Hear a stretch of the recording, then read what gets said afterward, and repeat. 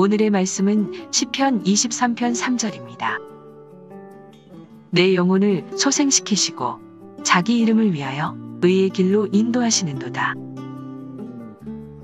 여호와는 나의 목자라는 고백으로 시작한 시편 23편은 오늘 본문에서 목자 되신 하나님이 우리에게 어떤 영향력을 미치는지를 설명하고 있습니다. 본문 말씀입니다. 내 영혼을 소생시키시고 자기 이름을 위하여 의의 길로 인도하시는도다. 하나님은 우리 영혼을 소생시키십니다. 소생시킨다. 다른 성경을 보면요, 우리에게 새 힘을 주신다고 번역하고 있습니다. 죽어가는 영혼을 소생시키시는 분, 기운이 다 빠지고 힘이 없는 우리에게 새 힘을 주시는 분, 목자 되신 하나님은 그런 분이십니다. 또 하나님은 우리를 의의 길로 인도하십니다. 시편 23편을 노래했던 이스라엘 사람들은 하나님이 인도하신다라는 오늘 본문을 노래하면서 출애굽과 광야 생활을 떠올렸을 것입니다. 출애굽기 15장 13절입니다.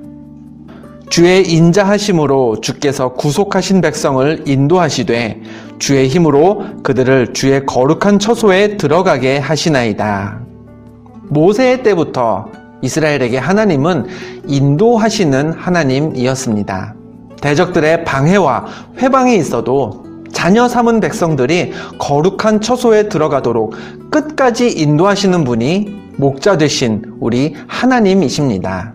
이렇게 하나님은 우리 영혼을 소생시키시고 우리를 의의 길로 인도하시는 목자이신데 이 두 가지 사실보다 더 중요한 점이 있습니다. 소생시키시고 인도하시는 하나님이 항상 오르시고 또 변함없이 신실하셔서 신뢰하고 의지할 만한 분이시다라는 부분입니다. 아이들이 장난감을 가지고 놀다 보면요, 가끔씩 작은 부분 하나가 고장이 나서 부러져서 장난감을 쓰지 못할 때가 있습니다. 그럴 때 가장 편리한 방법은 접착제로 부러진 부분을 다시 붙여주는 것입니다. 그런데 한번 부러진 부분은 아무리 강력한 접착제로 붙인다 하더라도요, 아이들이 또 가지고 놀다 보면 머지않아 다시 부러집니다. 사람이 복원하는 것, 사람이 재생시키는 것은요, 어디까지나 임시 방편입니다. 처음 상태만큼 완벽하게 만들지 못합니다. 그러나 하나님이 소생시키시면 다릅니다.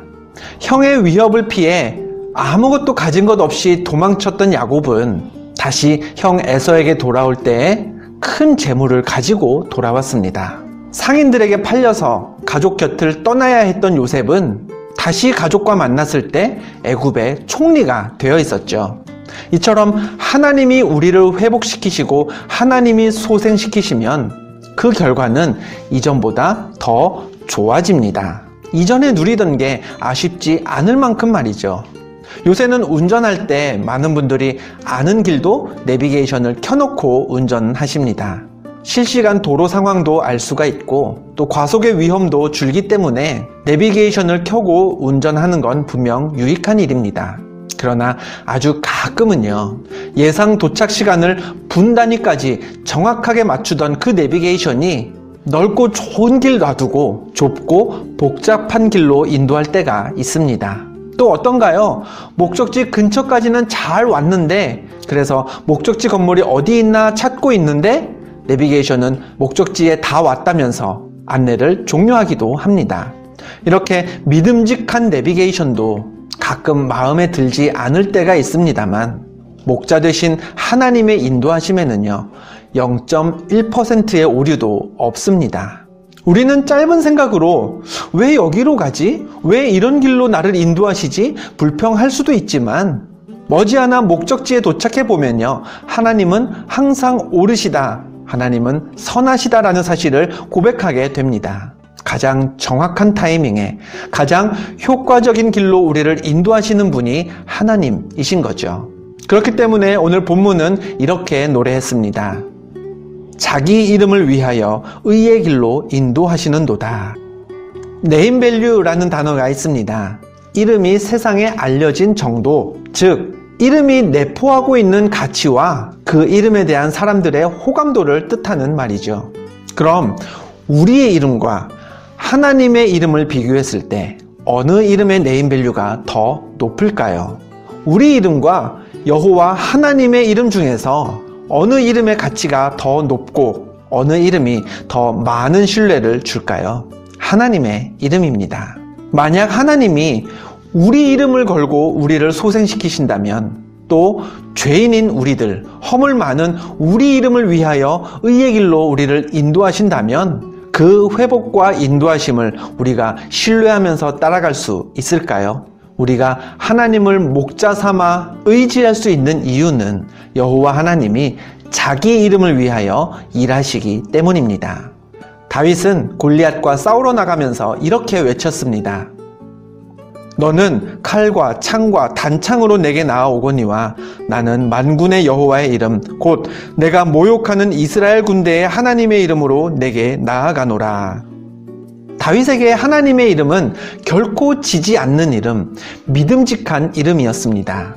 훗날 왕이 된 다윗이 아말렉 군대를 쫓다가 광야 한가운데서요, 아말렉 군대가 어디로 갔는지를 몰라 헤매고 있을 때 아말렉 사람의 종이었다가 버림받은 한 소년을 만났습니다. 그 소년에게 아말렉 군대의 행방을 묻자 소년이 말했습니다. 당신이 나를 죽이지도 아니하고 내 주인의 수중에 넘기지도 아니하겠다고 하나님의 이름으로 내게 맹세하소서. 그리하면 내가 당신을 그 군대로 인도하리이다. 이 이방 소년에게 광야 한가운데서 믿을 만한 이름은 여호와 하나님의 이름밖에 없었습니다. 전쟁에서 승리케 하시는 하나님, 약속을 반드시 이루시는 신실하신 하나님, 그 하나님이 오늘도 하나님의 이름을 위하여 우리를 소생시키십니다.